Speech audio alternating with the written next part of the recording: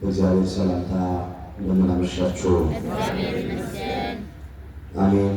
አምላካችን እግዚአብሔር ያለፈውን ጊዜ በሰላምና በጤና አስፈጽሞን በእድሜያችን ላይ ይህችን ቀን ተጨማሪ አድርጎልን ቃሉ በሚነገርበት ስፍራ ላይ የሰበሰበን የአባቶቻችን አምላክ የእኛም አምላክ እግዚአብሔር ስለማይነገር ስጦታው ቅዱስ ጳውሎስ እንደተናገረ ክብርና ምስጋና ይግባው። የእናታችን የእመቤታችን የቅድስት ድንግል ማርያም አማላጅነት አይለየን። እግዚአብሔር አምላካችን ከሊቀ ዲያቆናት ከቀዳሜ ሰማዕት ከዲያቆን እስጢፋኖስ ረድኤትና በረከት ሁላችንንም በቸርነቱ ያሳትፈን።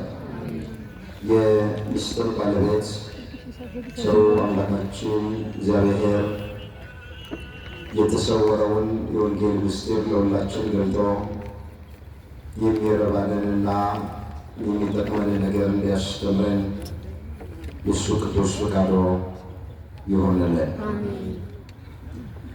ለዛሬ እግዚአብሔር በሰጠን ጊዜና ሰዓት የምንማማርበት የትምህርታችን ርዕስ የሚሆነው የሴቲቱ አእምሮ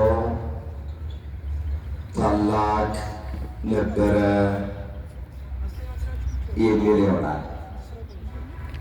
ይህንን በርዕስነት ያነሳነውን ኃይለ ቃል በመጽሐፍ ቅዱሳችን ላይ ተመዝግቦ የምናገኘው በአንደኛ ሳሙኤል በምዕራፍ 25 ቁጥር 3 ላይ ነው። የሴቲቱ አእምሮ ታላቅ ነበረ። ርዕሳችን ይሄ ነው። በዚህ ርዕስ ውስጥ በብሉይ ኪዳን ድንቅ ታሪክ፣ አስደናቂ ታሪክ ካላቸው ሴቶች መካከል የአንዷን ታሪክ አንስተን ከሕይወታችን ጋር እያዛመድን እንደ እግዚአብሔር መልካም ፍቃድ እንማማራለን። ቆሞ ለመናገር ቁጭ ብሎም ለማድመጥ ጥበብ ከእግዚአብሔር ሲሰጥ ብቻ ነውና ለእኔ ለባሪያው ተናጋሪ የሆነ አንደበትን ለእናንተም ለሰሚዎቹ አስተዋይ የሆነ ልቡናን አምላካችን እግዚአብሔር ለሁላችንም በቸርነቱ ያድለን። በዚህ ታሪክ ውስጥ 3 ነገሮችን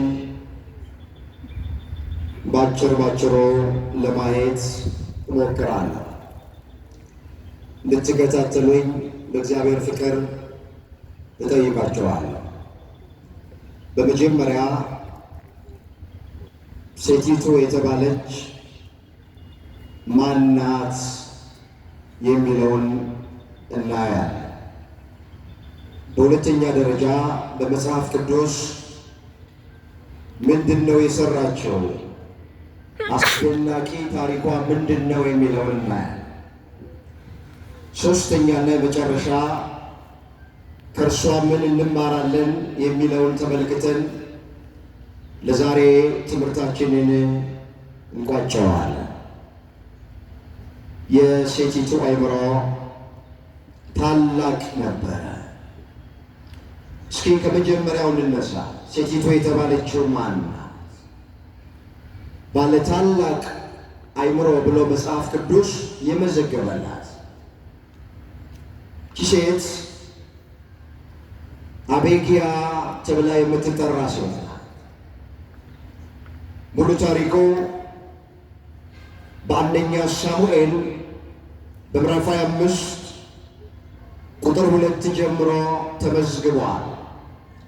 አንድ ጊዜ በንባብ አሰማችኋለሁ። እንደዚህ ይላል። በማዖንም የተቀመጠ አንድ ሰው ነበረ። ከብቱም በቄርሜሎስ ነበረ። እጅግም ታላቅ ሰው ነበረ። ለእርሱም 3000 በጎችና 1000 ፍየሎች ነበሩት። በቀርሜሎስም በጎችን ይሸልት ነበረ።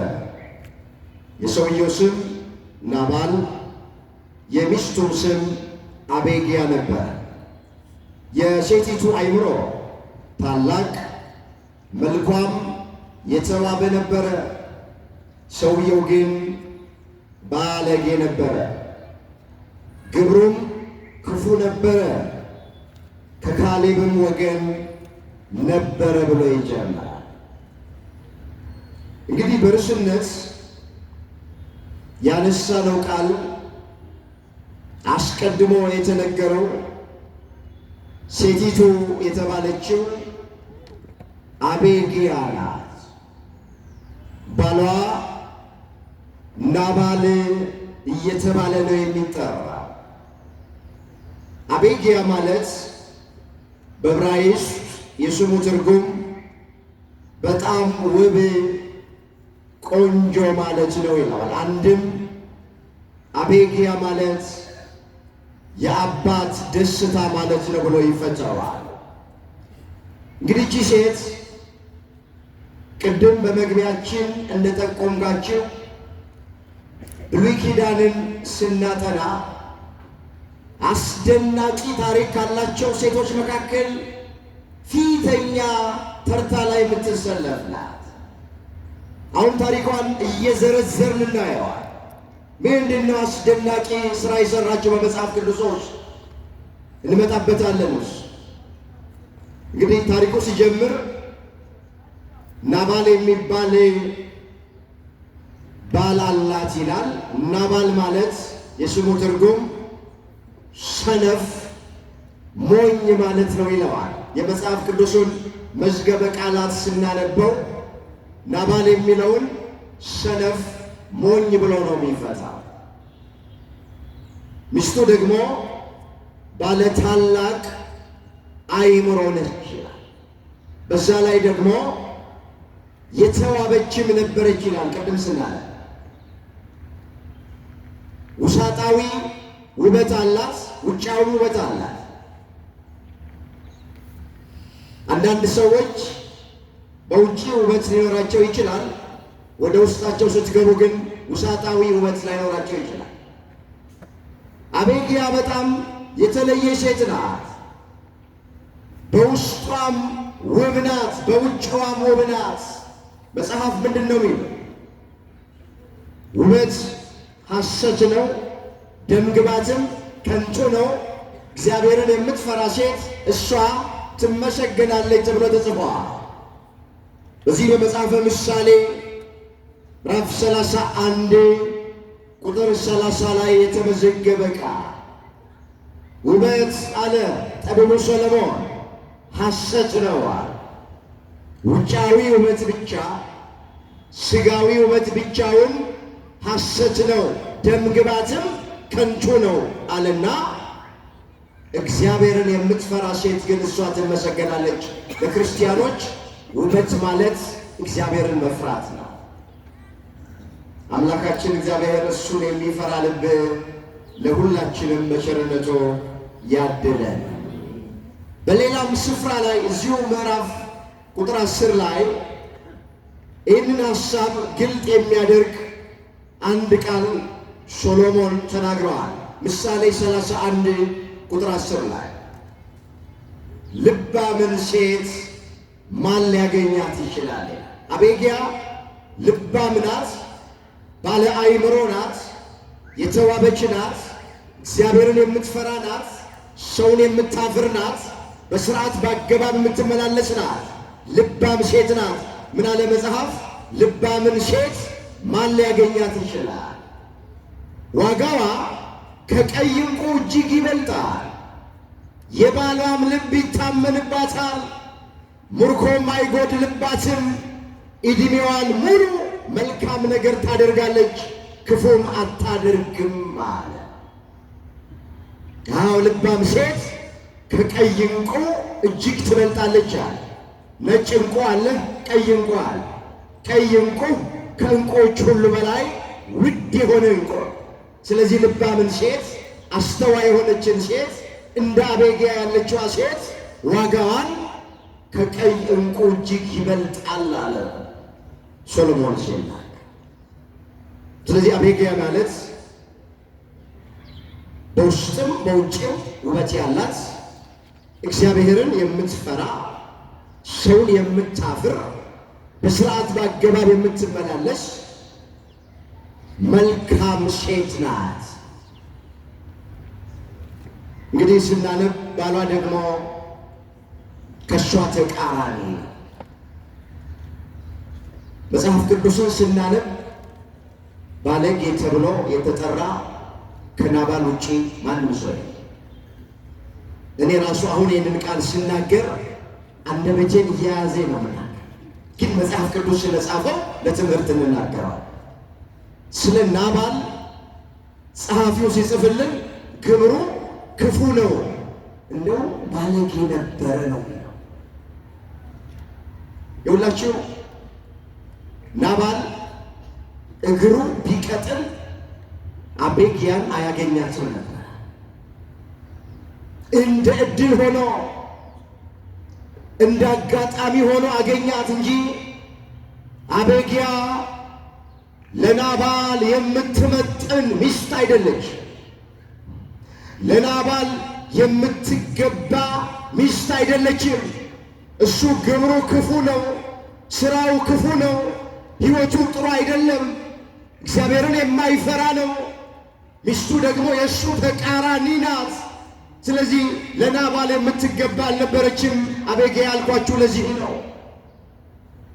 ምን አይነት ሥራ ብትሰራ ነው የሴቲቱ አይምሮ ታላቅ ነበረ? ወደ ዋናው ነገር ከመሄዳችን በፊት ናባል በሥጋ የሞላለት ነው። ብዙ እንስሳቶች አሉት፣ ሀብት አለው፣ ንብረት አለው፣ ገንዘብ አለው።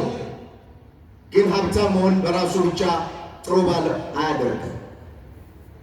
ይሁላችሁ በደንብ አድርጋችሁ ስሙ። ሀብታም መሆን ብቻውን ጥሩ ባል አያደርግም።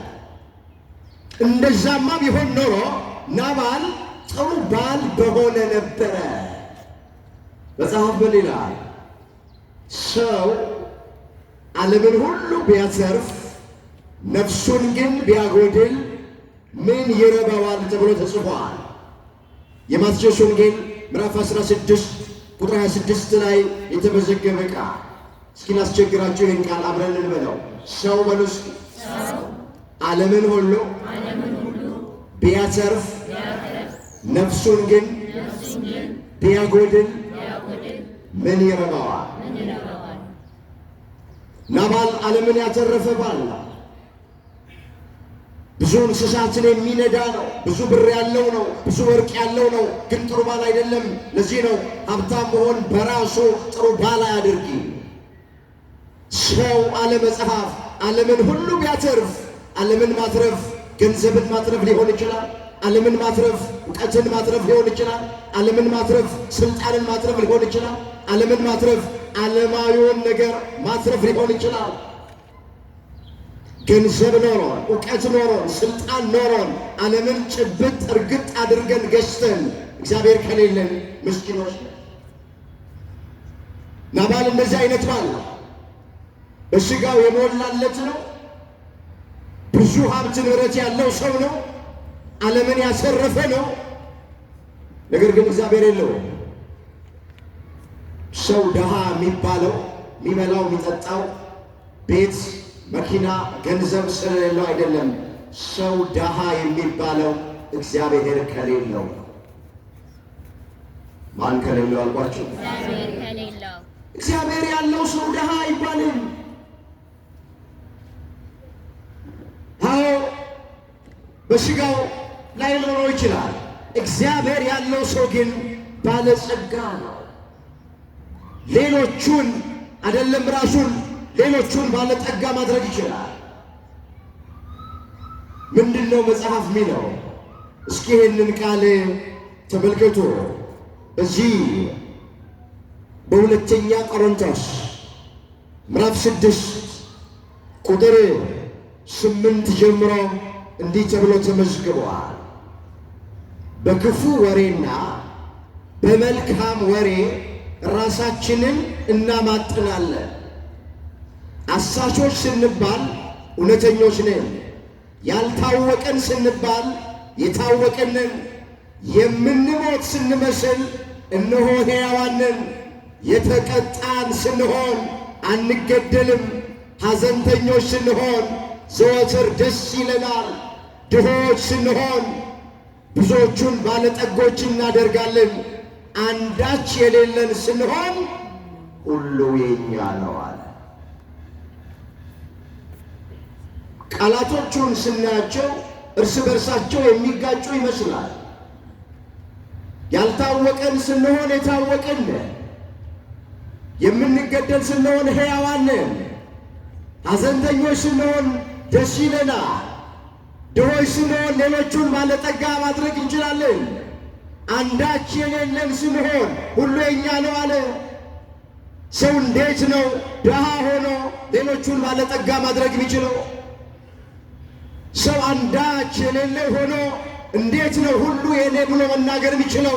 ወገኖቼ ሁሉ ያለው እግዚአብሔር የኛ ከሆነ፣ እሱን የምናመልከው ከሆነ፣ እሱን የምናምነው ከሆነ፣ እሱን ተስፋ የምናደርገው ከሆነ፣ እሱን በሃይማኖት የምንከተለው ከሆነ ሁሉ የኛ ነው። ድሆችም ብንሆን ሌሎቹን ባለጠጋ እናደርጋቸዋለን። አንዳች የሌለን ስንሆን ሁሉ የኛ ነው። ሁሉ ያለው እግዚአብሔር የኛ ከሆነ፣ እሱ ከሆነ ተስፋችን፣ እሱ ከሆነ የምናምን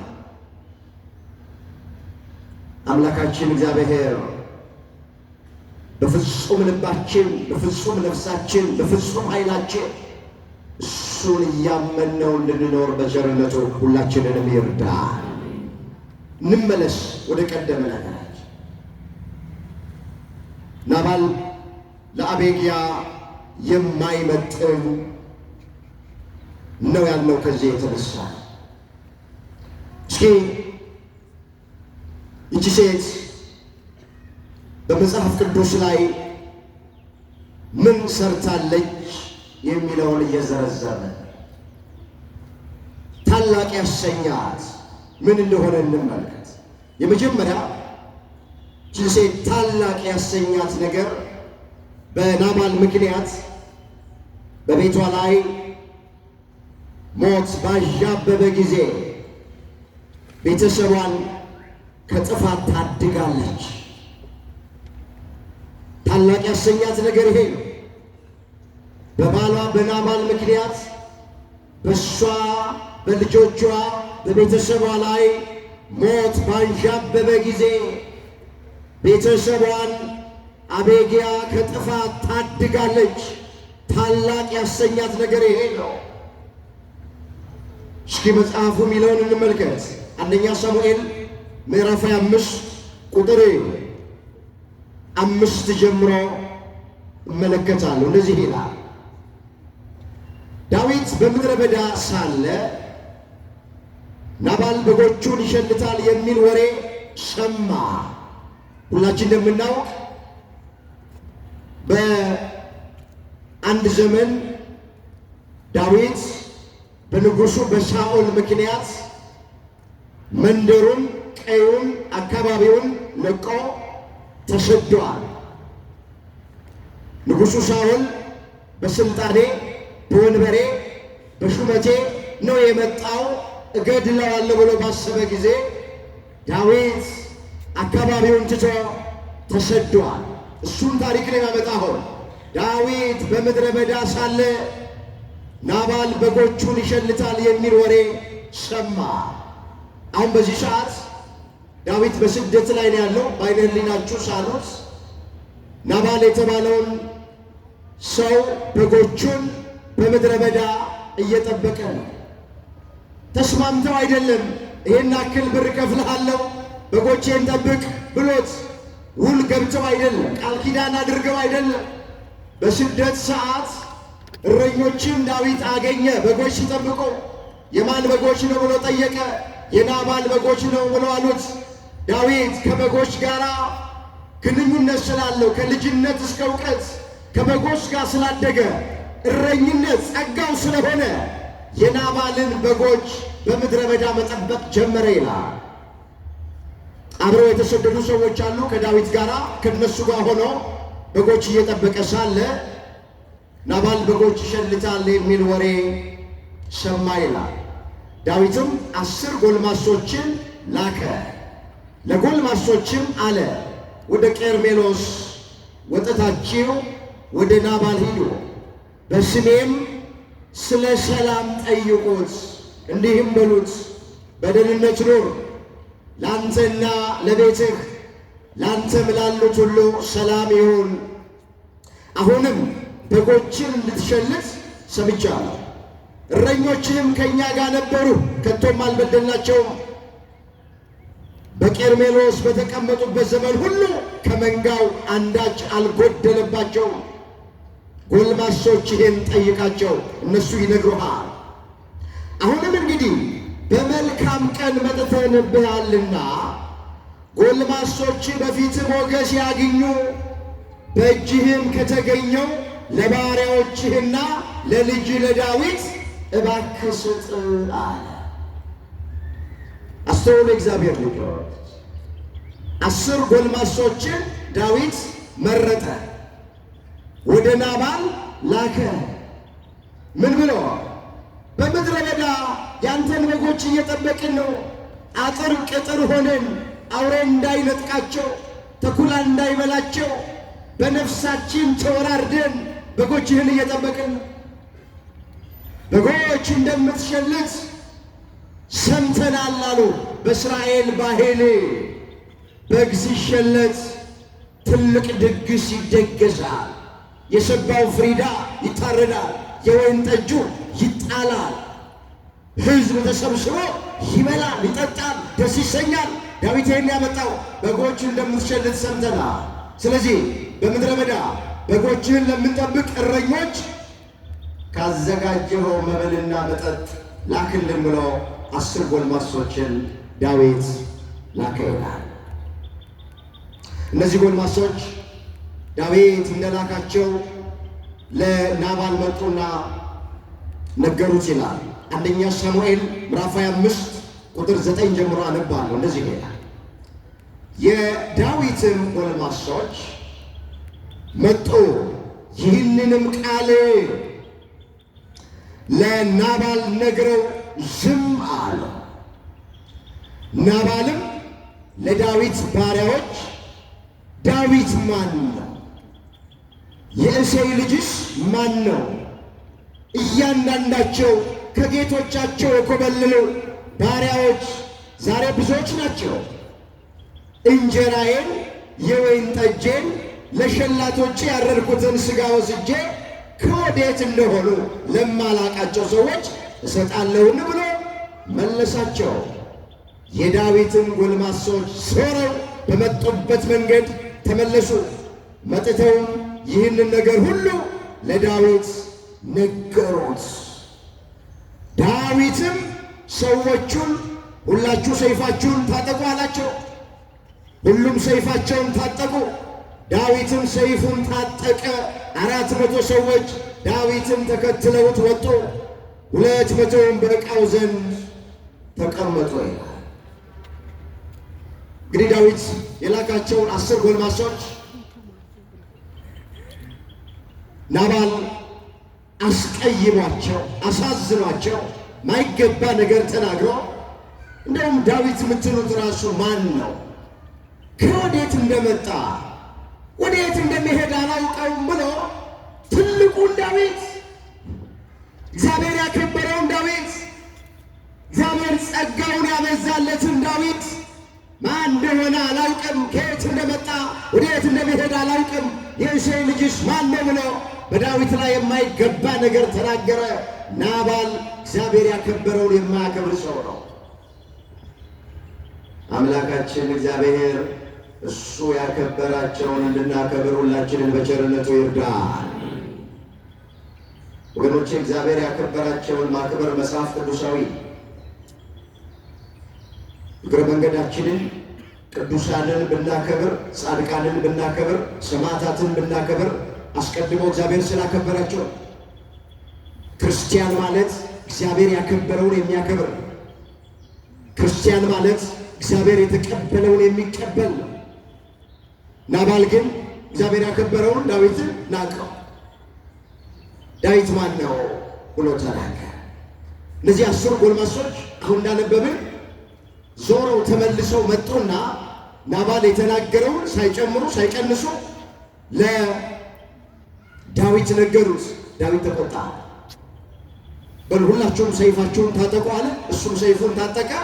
ወደ ናባል ቤት ወደ አቤግያ ቤት ተቆጥቶ ጉዞ ጀመረ። እንዲህ ይላል፣ አንዴ በንባብ ላሰማችሁ። ቁጥር 14 ላይ ከብላቴኖቹ አንዱ ለናባል ሚስት ለአቤግያ እንዲህ ብሎ ነገራት። እነሆ ዳዊት በምድረ በዳ ሳለ ጌታችንን ሊባርኩ መልእክተኞቹን ላከ፣ እርሱ ግን ሰደባቸው። እነዚህ ሰዎች በእኛ ዘንድ እጅግ መልካም ነበሩ፣ አልበደሉንም። ከእነርሱም በሄድንበት ዘመን ሁሉ በምድረ በዳ ሳለን አንዳች አልጠፋብንም። ከእነርሱ ጋር ሆነን መንጋውን በጠበቅን ዘመን ሁሉ ሌሊትና ቀን አጥር ሆነውን ነበረ። ስለዚህ በጌታችንና በቤቱ ላይ ክፉ ነገር እንዲመጣ ተቆርጧል። እሱ ምናምንቴ ሰው ነው፣ ማንም ሊናገረውም አይችልም። አንቺ ግን የምታደርጊውን ተመልከቺ እወቂ አላት። ባልሽ ምናምንቴ ሰው ነው አላት። ብላቴናው ለአቤግያ ነው የሚናገራት። ማንም ሰው ደፍሮ አይናገረውም፣ ቢናገሩትም ይሰማ አይደለም። አንቺ ባለ ታላቅ አእምሮ ነሽ። በቤትሽ ላይ ሞት አንዣቧል፣ ሞት ታውጇል። ዳዊት ከናባል ቤት ውስጥ አንድ ሰው ባስቀር እግዚአብሔር እንዲህ ያድርግብኝ፣ እግዚአብሔር እንዲጨምርብኝ ብሎ እየዛተ ወደ አንቺ ቤት እየመጣ ነው። ብዙ ወታደሮቹን አስከትሎ ሰይፍ አስታጥቆ እየመጣ ነው። ስለዚህ አንቺ አስተዋይ ሴት፣ ልባም ሴት ስለሆንሽ፣ ባለ አእምሮ ሴት ስለሆንሽ የምታደርጊውን እወቂ፣ ተመልከቺ አላት። ልኬን ሲላት አቤግያ ፈጥና ተነሳች ይላል። 200 እንጀራ፣ 200 አቁማዳ የወይን ጠጅ፣ 5 የተዘጋጀ በግ፣ 5 መስፈሪያ ጥብስ እሸት፣ 100 ዘለላ ዘቢብ፣ 200 የበለስ ጥፍጥፍ ወሰደች፣ በአህያ ላይም አስጫነች። ብላቴኖቹም አስቀድማችሁ በፊቴ ሂዱ፣ እነሆ እከተላችኋለሁ አለች። ይህንንም ለባሏ ለናባል ሳትነግረው ወደ ዳዊት ጉዞ ጀመረች ይላል። በዓይነ ሕሊናችሁ ሳለው ዳዊት 400 የሚሆኑ ሰዎችን ሰይፍ አስታጥቆ ናባልና የናባልን ቤተሰብ አጠፋለሁ ብሎ ወደ አቤግያ ቤት እየመጣ ወደ ናባል ቤት እየመጣ በጎ ባደረግኩለት ፈንታ እንዴት ክፉ ይመልስልኛል? በጎቹን ጠብቄ አውሬ እንዳይበላቸው፣ ተኩላ እንዳይነጥቃቸው፣ ወጪ ወራጁ የሚበላውን እንጀራ የሚጠጣውን ላክ ብዬ ብል ዳዊት ማን ነው የእሴይ ልጅ ማን ነው ብሎ እንዴት ይመልስልኛል? ወርቅ ላበደረ ጠጠር እንዴት ይሆናል? ስለዚህ የናባልን ቤተሰብ አጠፋለሁ ብሎ እየመጣ ነው። ከብላቴኖቹ አንዱ መካከል ሮጦ ለአቤግያ ይህን ነገራት። አቤግያ እጅ መንሻ ይዛ ተነሳች። አሁን ያነበብኩላችሁ የሚበላው የሚጠጣውን በአህያ አስጫነች። ጉዞ ወደ ዳዊት፣ ዳዊት ወደ ናባል ቤት ይመጣል። አቤግያ ደግሞ ወደ ዳዊት ዘንድ ልትለማመነው ጉዞ ጀመረች ይላል። ስትሄድ ለባሏ አልነገረችውም ነበረ ይላል። ሚስቶች ሁሉ ነገር ለባል አይነገርም። የእግዚአብሔር ቃል ሁሉም ነገር ለባል አይነገርም። ከእግዚአብሔር የሚያርቅ ነገር፣ ከሃይማኖት የሚያወጣ ነገር፣ ከመንፈሳዊ ሕይወት የሚያርቅ ነገር ከሆነ ወገኖቼ ለባላችን ላልነገር ይችላል።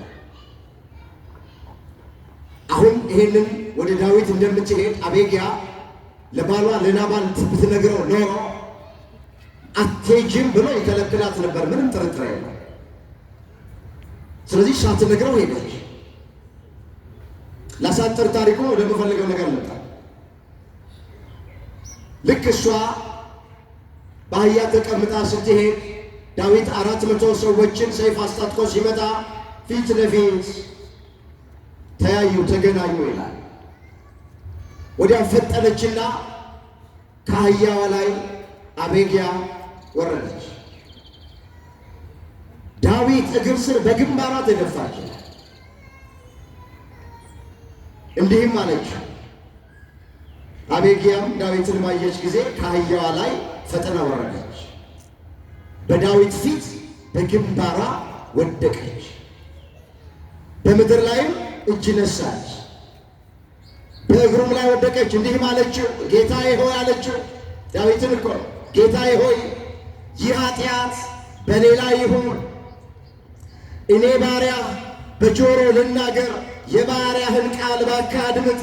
በዚህ ምናምንቴ ሰው በናባል ላይ ጌታዬ ልቡን እንዳይጠል እለምንሃለሁ።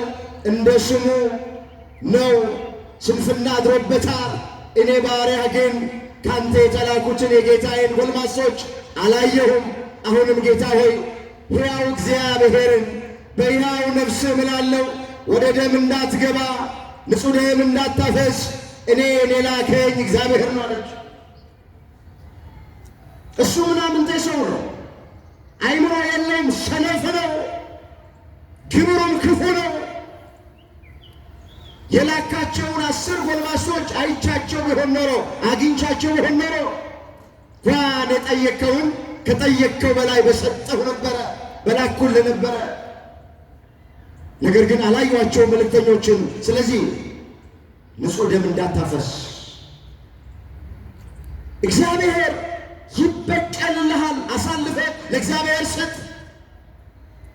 ዛሬ ንጹሕ ደም ብታፈስ ያ ደም አንተን ይፈላለግሃል። የዘራኸውን ታጭዳለህ። ነገ ወንበር ላይ ትወጣለህ፣ ስልጣን ላይ ትወጣለህ፣ ንጉሥ ትሆናለህ፣ የእስራኤል መሪ ትሆናለህ። ያን ጊዜ ዛሬ የሠራኸው ግፍ፣ ዛሬ ያፈሰስከው ደም ነገ ታጭደዋለህ፣ ነገ ታገኘዋለህ። እኔን የላከኝ እግዚአብሔር ነው አለች። ማን የላከኝ አለች? ታላቅነቷን አስተውሉ ያቤግያን። እግዚአብሔር ነው የላከኝ። ንጹሕ ደም እንዳታፈስ፣ በቀል እንዳታደርግ፣ ነፍስ እንዳታጠፋ እግዚአብሔር ልኮኝ ነው የመጣሁት አለች። ዳዊት አቤግያን አላት፣ ዛሬ እኔን ለመገናኘት አንቺን የሰደደ የእስራኤል አምላክ እግዚአብሔር ይመስገን አላት። ምን ታሟርታለች አላለም ዳዊት። አልናቃትም። በዓይነ ሕሊናችሁ ሳሉ ዳዊት በጣም ትልቅ ሰው ነው። በሰራዊት የሚታጀብ ነው። እግዚአብሔር ብዙ ጸጋ የሰጠው ሰው ነው። የአንድ ምስኪንን ሴት ቃል ሰማ። ክፉ ነገር ካንደበቱ አልወጣም። ማናት ደግሞ እቺ? ያዟት፣ እሰሯት፣ ግረፏት፣ እንዲያርጓት አላለም። ምንድን ያለው? ዳዊትም አቤግያን አላት፣ ዛሬ እኔን ለመገናኘት አንቺን የሰደደ የእስራኤል አምላክ እግዚአብሔር ይመስገን አለ። አመነ። አንቺን የላከልኝ እግዚአብሔር ነው አላት። ዝቅ ብሎ እንዲህ አለ፣ በቀል እንዳላደርግ። ምን እንዳላደርግ? በቀል እንዳላደርግ፣ እንዳልበቀል፣ ንጹሕ ደም እንዳላፈስ፣ ነፍስ እንዳላጠፋ የከለከለኝ አይምሮሽ የተመሰገነ ይሁን። አንቺም የተመሰገንሽ ሁኚ። ነገር ግን ክፉ እንዳላደርግብሽ የከለከለኝ የእስራኤል አምላክ ሕያው እግዚአብሔርን እኔን ለመገናኘት ፈጥነሽ ባልመጣሽ ኖሮ እስኪነጋ ድረስ ለናባል አንድ ወንድ እንኳን ባልቀረ ነበር። ዳዊትም ያመጣችውን ከእጇ ተቀብሎ በደህና ወደ ቤትሽ ሂጂ፣ እነሆ ቃልሽን ሰማው፣ ፊትሽንም አከበርኩኝ አላት። ይዛ የመጣችውን እጅ መንሻ መብል መጠጡን ተቀበላት።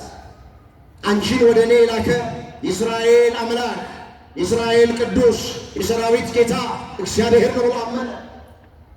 ይህም ደግሞ በቀል እንዳላደርግ ነው አለ።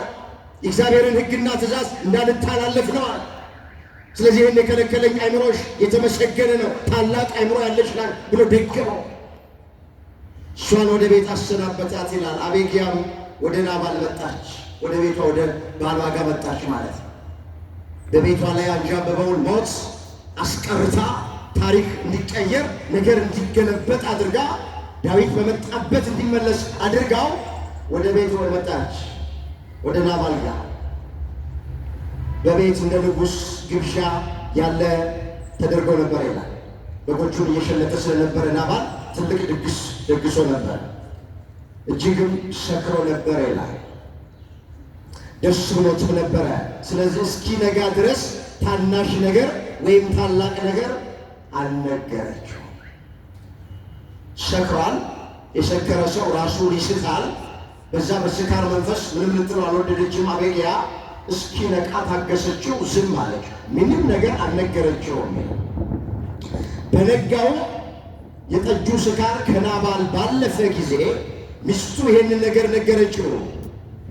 ዳዊት ከናባል ቤት ውስጥ ያሉትን ወንዶች አንድም አላስቀርም ብሎ 400 ሰዎችን ሰይፍ አስታጥቆ እንደመጣ ኋላም እሷ ያደረገችውን ነገር ለባሏ ለናባል ከስካሩ በነቃ ጊዜ ተረከችለት ነው ብሎ መጽሐፍ ነገረችው ይላል። ልክ ይህንን ስትነግረው ልቡ በውስጡ ሞተ ይላል። የናባል ልቡ በውስጡ ሞተ፣ እንደ ድንጋይም ሆነ። 10 ቀንም በኋላ እግዚአብሔር ናባልን ቀሰፈው፣ እርሱም ሞተ ይላል።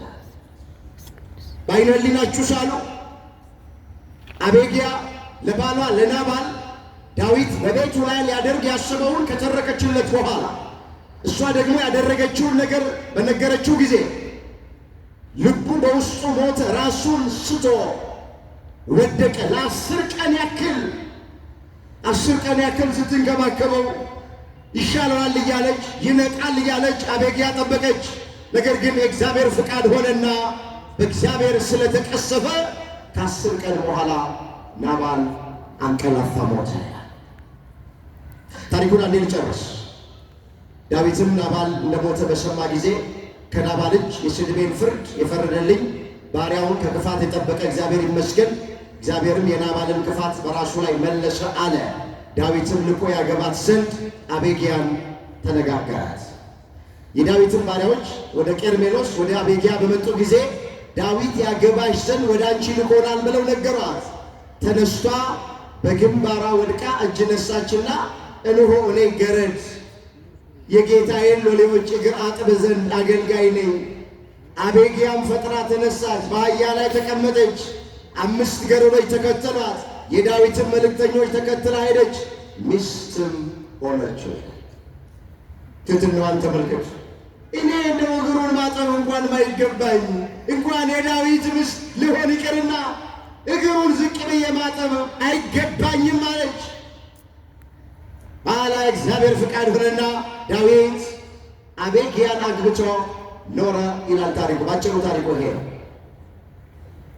ከዚህ ሴት ምንድን ነው የምንማረው? እሱን ባጭሩ ጥቂት ነገሮችን አያል። ይህ አስደናቂ ታሪክ በብሉይ ኪዳን ያላት አቤግያ አሁን ይህን ድምፅ ለምንሰማ ለእኛ ምንድን ነው የምታስተምረን? ከታሪኩ ምንድን ነው የምንማረው? ታሪኩን መተረክማ ቀላል ነው። ከዚህ በፊትም በአንድም በሌላ መንገድ ሰምተነው ይሆናል። ከዚህ ታሪክ ምን እንማራለን? የመጀመሪያ ከአቤግያ የምንማረው ሰውን ከነ አመሉ ችሎ መኖር። ተረክን አለ ናባል ክፉ ግብር ያለው ባለጌ፣ ለትዳሩ የማይታመን ሸካራም ምናምን እንደነበር መጽሐፍ ቅዱስ የመዘገበውን ተረከ። ብዙ ድካም አለበት፣ ብዙ ስህተት አለበት፣ ብዙ ወንጀል አለበት።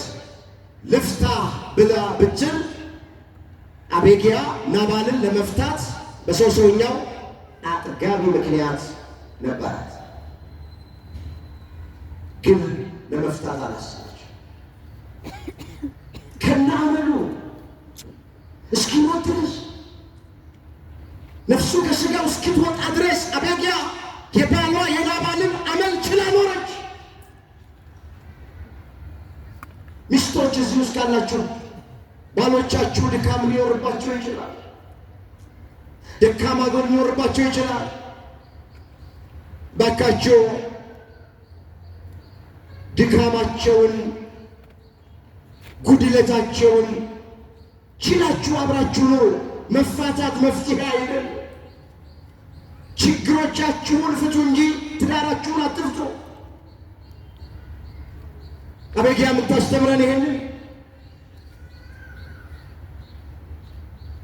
አመሉን ድካሙን ደካማ ጎኑን አይታ እንዳላየ ሰምታ እንዳልሰማ ሆና በትዳሯ ታምና እስከ መጨረሻው ድረስ ጸናች።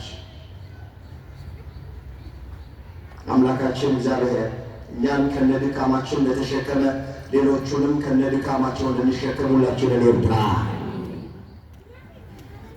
መጽሐፍ እንደዚህ ይላል።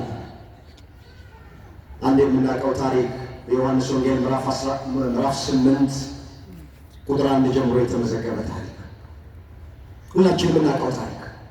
በአንድ ወቅት ፈሪሳውያን አንዲት ሴት ስታመነዝር አገኘናት ብለው እየጎተቱ እያዳፉ ወደ ኢየሱስ ክርስቶስ ይዘው አመጣት። እቺ ሴት ስታመነዝር አግኝተናታል። ኦሪቱ ወይም ሙሴ እንደነዚህ ያሉት በድንጋይ ተወግረው እንዲሞቱ ያዛል። አንተ ስለሷ ምን ትላለህ? አሁን ትወገር ቢል በድንጋይ ትወገር ቢል የእግዚአብሔር ልጅ ነኝ ይላል። ነገር ግን በሰው መሞት ደስ ይለዋል ይሉ። አይ አትወገር ነፃ ልቀቋት ብሎ ቢል ደግሞ ሕጋችንን ሻረ ብለው ሊከሱት ስህተት ሲፈልጉበት ምክንያት ሲፈልጉበት ይህን ጥያቄ ጠየቁት። ስታመነዝር አግኝተናታል ምን ትላለህ አሉት። እኔን ታሪክ ሳነብ በጣም የሚገርመኝ ይዞ የመጡት ሴቷን ነው፣ ወንዱን ይዞ አልመጡት። በጭስ ብቻዋን አታመነዝር። የታል ወንድ? ሴቷን ነው አንጠልጥለው ይዟት የመጡት። ስታመነዝር አግኝተናል ብለው የከሰሷት የወነጀሏት ሴቲቱን ነው። ታሪኩ እንደምናውቅ ዝም አለ ክርስቶስ። መጀመሪያ መላልሰው ጠየቁት፣ ደጋግመው ጠየቁት፣ ፍረድልን አሉት።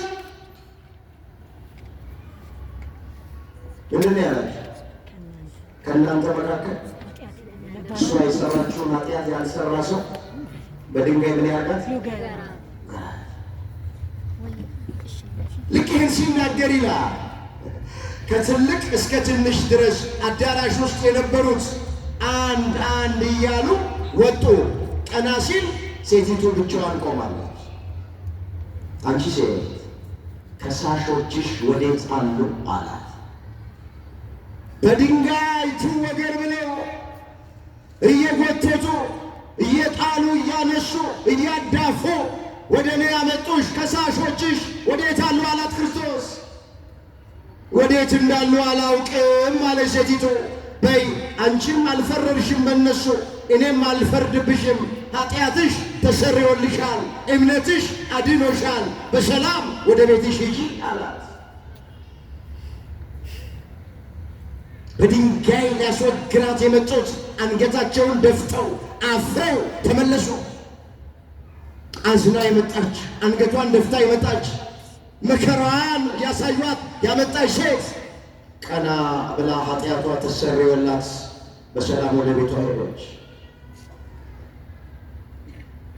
ወገኖቼ እነዚህ ፈሪሳውያን በዚች ሴት ላይ ለመፍረድ ምንም ሞራል የላቸው። እሷ የሰራችውን ኃጢአት እነሱም ሰርተውታል። ስለዚህ ከእናንተ መካከል ንጹሕ የሆነ እሷ የሰራችውን ኃጢአት አልሰራውም የሚል ሰው ካለ ፈቀድኩለት ይውገር ሲል እሷ የሰራችውን ኃጢአትማ እኛም ሰርተነዋል፣ በግልጽም ሰርተነዋል፣ ተደብቀንም ሰርተነዋል። ስለዚህ ብለው ወጡ። አንድም ሰው ንጹሕ አልነበረም ሴቲቱን ለመውገር የበቃ። ስለዚህ እግዚአብሔር ልጆች ይህ ድምፅ የሚሰማል ሚስቶች በባሎቻችን ድካም፣ አመል፣ ደካማ ጎን ከመፍረድ ይልቅ በጸሎት እንደግፋቸው፣ በጸሎት እናግዛቸው። ባሎች በሚስቶቻችን ላይ ከመፍረድ ይልቅ አይ ይሄ ደካማ ጎኗ ነው ብለን ወደ ፍቺና ወደ ሌላ ነገር ከመሄዳችን በፊት በጸሎት ሚስቶቻችንን እናስ በማንም ሰው ላይ አንፍረድ ወገኖቼ። እግዚአብሔር እኛን እያኖረን ያለው በስራችን በጽድቃችን ሳይሆን በምህረትና በቸርነቱ ነው። እውነት አሰብ መስክሩ፣ እውነት አሰብ።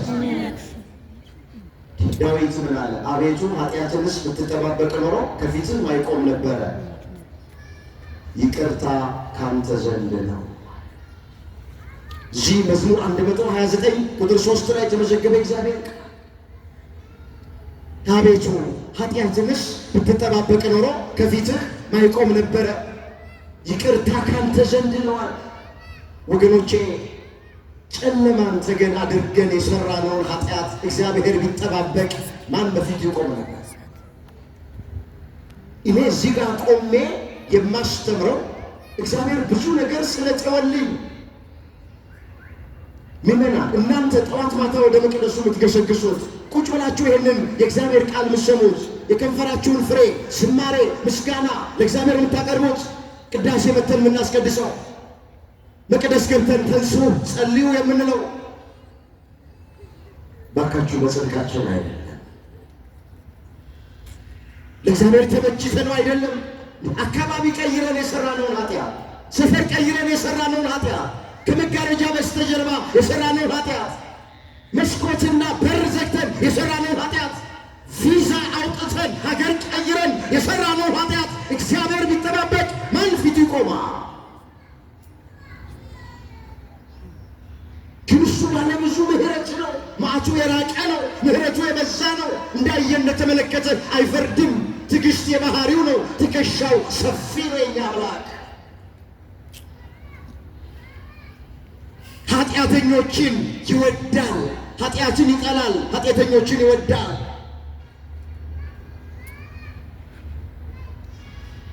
ስለዚህ እግዚአብሔር እኛን ከነ ድካማችን ከነ ኃጢአታችን ከነ ስህተታችን ከነ አመላችን ከተሸከመን እንደ አቤጊያ እኛም ሌሎቹን እንሸከም። በማንም አትፍረዱ። መጽሐፍ እንዳይፈረድባችሁ ምን አትፍረዱ። አቤት አትፍረዱ። የማቴዎስ ወንጌል ምዕራፍ 7 ቁጥር 1 ላይ የተመዘገበ እግዚአብሔር ቃል እንዳይፈረድባችሁ አትፍረዱ። እመኑኝ የእግዚአብሔር ልጆች፣ እኛ በወንድሞቻችንና በእህቶቻችን ላይ ካልፈረድን እግዚአብሔር በእኛ ላይ አይፈረድም። እኛ በሌሎች ላይ ከፈረድን እርግጠኛ ሆኜ እነግራችኋለሁ እግዚአብሔር በእኛ ይፈርዳል። እንዳይፈረድባችሁ አትፍረዱ። ሰው ደካማ ፍጥረታችንን እግዚአብሔር ያውቀዋል። የለበስነው ሥጋ ደካማ ሥጋ ቶሎ ኃጢአት የሚከበው ከአንዱ ብንነጻ ከሌላው መንጻት አንችልም። ማንም በእግዚአብሔር ፊት ንጹሕ የለም። መጽሐፍ ልቤን አጠራው ከኃጢአትም ነጻው የሚል ማን ነው ይላል። ምሳሌ 20 ቁጥር 9 ላይ የተመዘገበ እግዚአብሔር ቃል ቃሉን አስተውሉት። ልቤን አነጻሁኝ ከኃጢአት ጠራው የሚል ከመካከላችሁ ማን ነው? ላናመነዝር እንችላለን፣ ግን እንሰርቅ ይሆናል። ላንሰርቅ እንችላለን፣ ሐሜተኞች ልንሆን እንችላለን፣ ላናማ እንችላለን። በሚዛን ልናጨበረብር እንችላለን፣ በሚዛን ማናጨበረብር ዘረኞች ልንሆን እንችላለን። ይሁላችሁ ከአንዱ ብንነጻ ከአንደኛው አንነጻ። ስለዚህ አንዳችን በአንዳችን ላይ አንፍረድ። በተለይ ሚስቶች በባል ላይ፣ ባል በሚስቱ ላይ ደካማ ጎን እያየ የሆነ ነገርን እያነሳ ወደ ፍቺ ውስጥ አልገባ። እግዚአብሔር መፋታትን እጠላለሁ ነው። እስኪ መፋታትን እጠላለሁ ይላል የሰራዊት ጌታ እግዚአብሔር። መፋታትን ምን እላለሁ? ይውላችሁ እጠላለሁ ተብሎ የተጻፉ በጣም ጥቂት ነገሮች አሉ መጽሐፍ ቅዱስ ላይ። ከነሱ መካከል አንደኛው መፋታትን እጠላለሁ ይላል የሰራዊት ጌታ እግዚአብሔር። እንደ አቤጊያ ሰውን ከናመል ከነድካም እንድንቀበል እኛን ከነድካማችን የተቀበለውን አምላክ እያሰበ በቢሮ ማይጾሙ ማይጸልዩ ማያስቀድሱ ለሃይማኖት ብዙም ያልሆኑትን ስናይ ጣታችንን እንዳንቀስርባቸው አንዳችን የአንዳችንን ሸክም እንድንሸከም በጸሎት እንድንደግፋቸው በጸሎት እንድናስባቸው እንደ ቃሉ እንድንኖር መድኃኔዓለም ሁላችንን ይርዳ። ስለዚህ መጀመሪያው አቤግያ የምታስተምረን ባሏ ብዙ አመል ያለበት ነው። ናባል ደካማ ጎን አለው። ወደ ፍቺ አልሄደችም። ከናመሉ ችላ እስከ ሞት ድረስ እስከምን ድረስ እስከ ሞት። ወደ ሁለተኛው ልጅ ትንሽ ፈጠን ልበል ጊዜ ለመጠቀም። ሁለተኛ ከአቤግያ የምንማረው ምንድን ነው ስንል ሰውን ከስህተት መመለስ። እስኪ ሰውን በሉ ከስህተት መንገድ መመለስ። ምን ማድረግ? ማንን ነው የመለሰችው? አቤግያ ትምህርቱን በደንብ ከሰማችሁ ናባል የሚል አለ፣ ዳዊት የሚል አለ። ማንን ነው የመለሰችው? ዳዊትን። ናባል ማለት ተመለሰ ዳዊት። ስለዚህ እቺ ሴት ሁለተኛ የምታስተምረን ሰውን ከስህተት መንገድ መመለስ። ዳዊት በናባል ቤት ውስጥ አንድ ወንድ ቢቀር እግዚአብሔር እንዲጨምርብኝ እንዲያደርግብኝ እያለ 400 ሰዎች አስከትሎ የናባልን ቤት አጠፋለሁ ብሎ ሲሄድ ደም እንዳታፈስ በቀን እግዚአብሔር ነው፣ ለእግዚአብሔር አሳልፈ ሰጥ። እኔ ላከኝ እግዚአብሔር ነው። በኋላ ዙፋን ላይ ስትቀመጥ የእስራኤል ንጉሥ ስትሆን የህሊናውን ጸጸት አትችለው። ዛሬ ደም ካፈሰስ ነገ የህሊናውን ጸጸት አትችለው። ይቅርብህ ከስህተት መለሰች። አምላካችን እግዚአብሔር ሰውን ወደ ስህተት የምንወስድ ሳንሆን እንደ አቤግያ ሰውን ከስህተት መንገድ የምንመልስ ሁላችንን ያድርገን። አሜን። መጽሐፍ ቅዱስ ስናነብ ኤልዛቤል የምትባል ሴት አለች። የአቤግያ ተቃራኒ የሆነች ሴት። ታሪኳ በአንደኛ ነገሥት ምዕራፍ 20 ቁጥር 1 ጀምሮ የተመዘገበ ታውቋታላችሁ። የአካብ ሚስት ኤልዛቤል እንዴት አድርጋ ባሏን ወደ ክፉ ነፍስ እንዲያጠፋ ናቡቴን እንዲያስገድል እንዴት እንደነዳችሁ ታውቃላችኋል። ያን ናቡቴን የአባቶችን ርስት በገንዘብ ሽጥልኝ፣ በሌላ የወይን ቦታ ለውጥልኝ፣ ወይም በስጦታ መልክ ስጠኝ ብለው 3 አማራጮች ያቀረበለታል። የሚሉታል ምንድን ነበር? ናቡቴ ያለ እቺ የአባቶቼ ርስት ናት፣ የዕለት ጉርስ የዓመት ልብስ ባገኙባት። የአባቶቼን ርስት በስጦታ መልክ አልሰጥህም፣ በገንዘብ አልሸጥልህም፣ በሌላ ሰፊ የወይን ቦታ አልለውጥልህም። እምቢ አለው።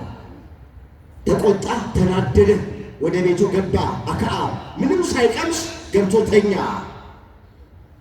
አያደርስባቸው ኤልዛቤል የምትባል ክፉ ሚስት አለችው፣ ጨካኝ ሚስት አለችው። ኤልዛቤል ምን ሆነሃል አለችው። አይ ናቡቴ የወይን ቦታህን በስጦታ መልክ ስጠኝ፣ በገንዘብ ሽጥልኝ፣ በሌላ የወይን ቦታ ለውጥልኝ ስለው እምቢ አለኝ። በዚህ ነው የተናደድኩት አላት። አሁን አንተ እስራኤልን ትገዛለህ፣ ታስተዳድራለህ። አንድ ተራ ምናምንቴ ሰው የወይን ቦታውን ከለከለኝ ብለህ የምትበሳጭ የምትናደደው፣ እኔ ማደርገውን አሳያለሁ።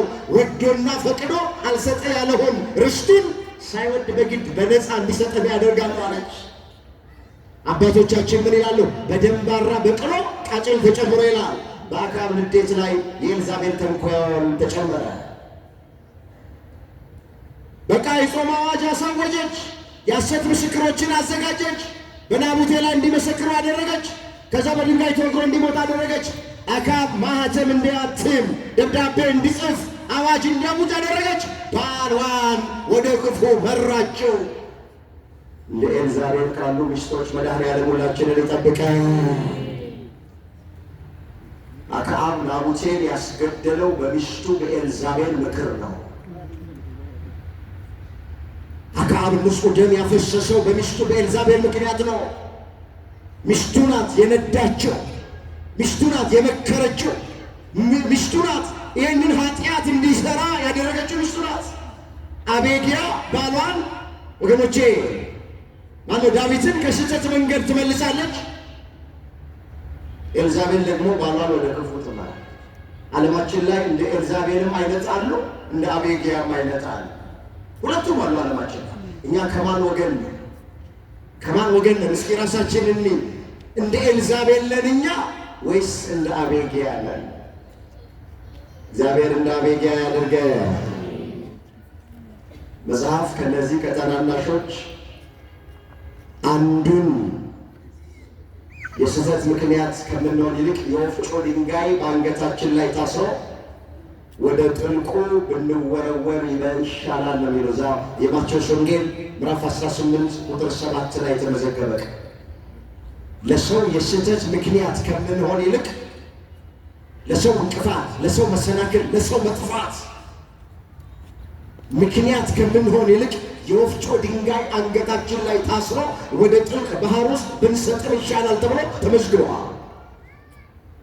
ወንድሞቼ እህቶች፣ ይህ ድምፅ የሚሰማችሁ እባካችሁ ለሰው የመዳን ምክንያት እንሆን እንጂ ለሰው የመጥፋት ምክንያት አለ።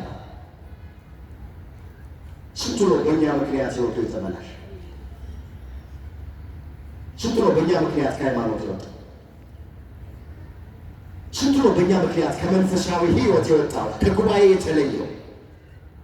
ምንም የማያውቁትን እኮ እየወሰድን እያለማመድናቸው፣ ስካር የማያውቁትን ስካር እያለማመድናቸው፣ ዝሙት የማያውቁትን ዝሙት እያለማመድናቸው፣ ሐሜት የማያውቁትን ሐሜት እያለማመድናቸው።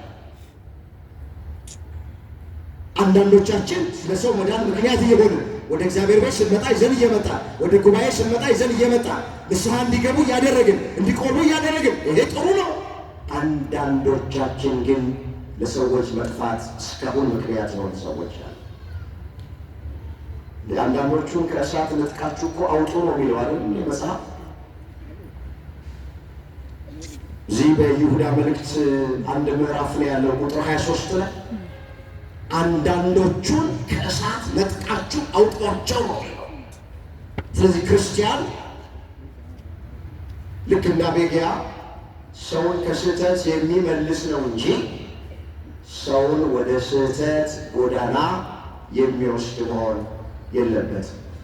ለባልንጀሮቻችን፣ ለወንድሞቻችን፣ ለእህቶቻችን፣ ለቢሮ ጓደኞቻችን፣ ለጎረቤቶቻችን የስህተት ምክንያት ሳንሆን የመዳን ምክንያት እንድንሆን ሁላችንን እግዚአብሔር ይርዳ።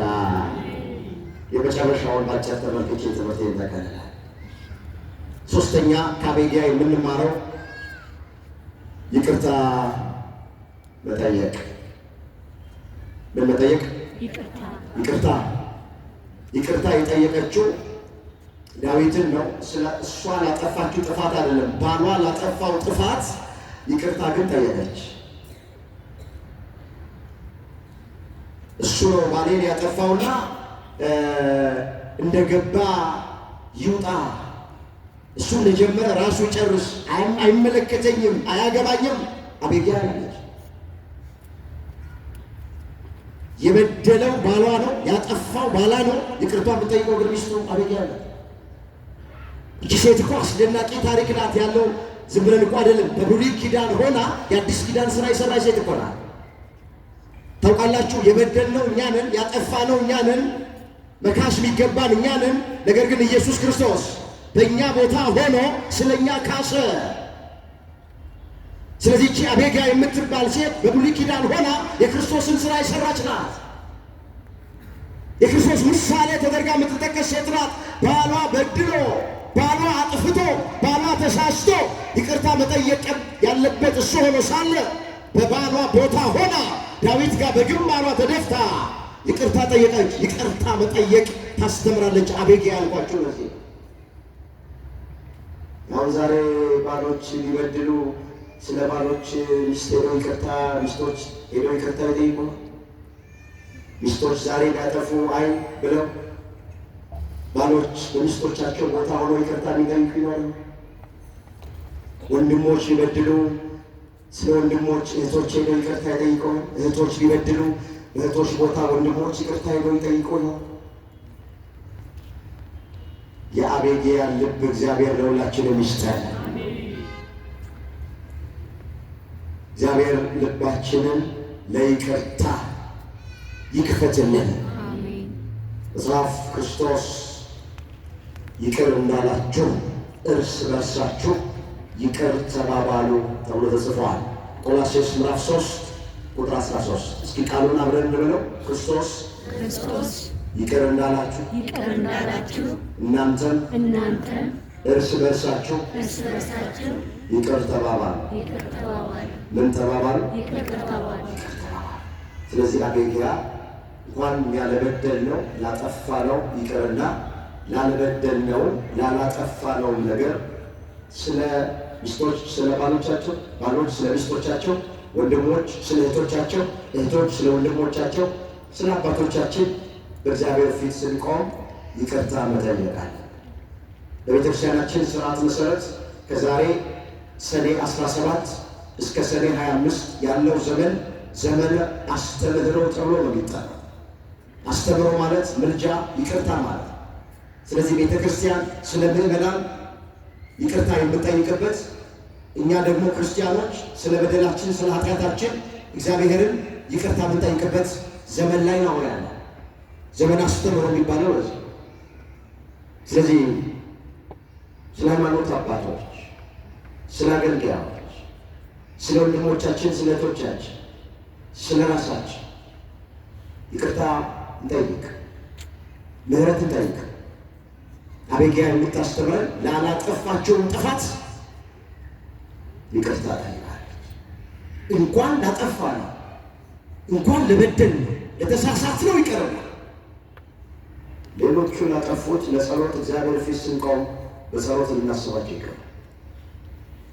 አምላካችን እግዚአብሔር እንደዚህ እንድንኖር ሁላችንን በቸርነቱ ይርዳል።